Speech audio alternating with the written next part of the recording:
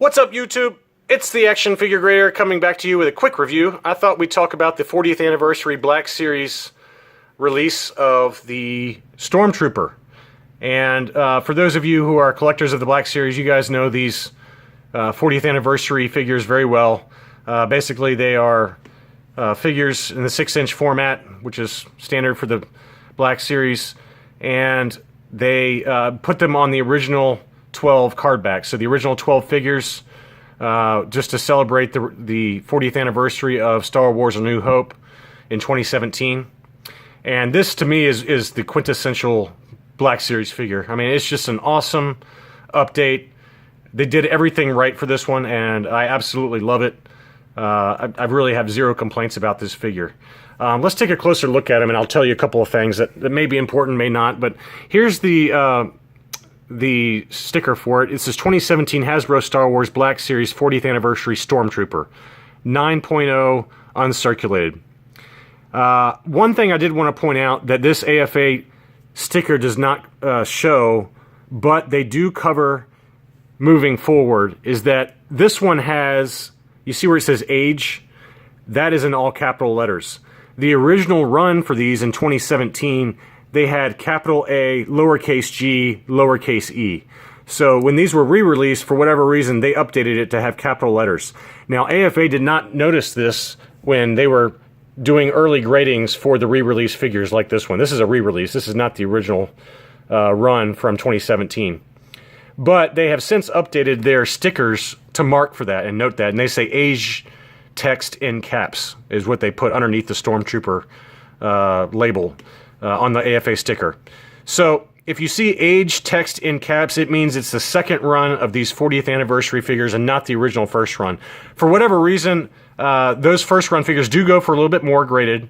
You know, so if this was a 2017 version versus, you know, this was really released in 2018, although it's marked 2017. But the original run of these figures, like I said, they had that capital A, lowercase g, lowercase e, and those go for a little bit more than these. And you know, maybe Hasbro was making that change just so people would know the difference as to what they were buying if they were, you know, very discerning collectors. But there's essentially no difference in the figure other than that one text difference.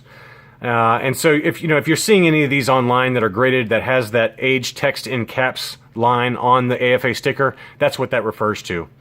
So that's that, but let's take a closer look at the figure. I mean, this is just an awesome sculpt. I love the artwork. It's from the original 12-back cards. He comes with the blaster pistol as well as a long rifle, which maybe, you know, like the Sand Troopers carried in the Tatooine scenes. But the armor, everything is just absolutely perfectly sculpted from my perspective. It's just an awesome figure.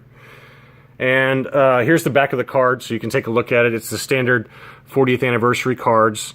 And so the original 12 figures were the ones that were released. You got Han Solo, Luke, Princess Leia, Obi-Wan, R2-D2, Death Squad Commander, Chewbacca, the Stormtrooper, obviously, the Jawa, C-3PO, Sand People, and Darth Vader. My favorites, personally, are the Stormtrooper, C-3PO, and the Sand People. I thought those were amazing updates. And, you know, just probably the three best, in my opinion, of those 12. And then there's also an option to get the Legacy Pack that was packed in with Darth Vader. Darth Vader was sold separately as well as with this Legacy Pack. And the Legacy Pack was just a kind of early bird type of re-release stand from the original 12 backs when the original vintage figures were released. So I've heard that this display stand is pretty flimsy. But anyway, that's kind of the card back there, and you got some of the writing there at the bottom. But there are a couple of other figures that I have not reviewed yet, which I will at some point. I'm waiting on a few of them to get graded, but other than those original 12, there are two others that I'm aware of, and one of them is the Luke in his X-Wing gear, and it uses the original 21 back, I believe, or 20 back card, and just updates it in the 6-inch mold. That was given away, I believe, in it was either 2016 or 2017 Star Wars Celebration convention, and they were limited in number, and they were only $25 at the convention. They now go for 10 times that on eBay, ungraded.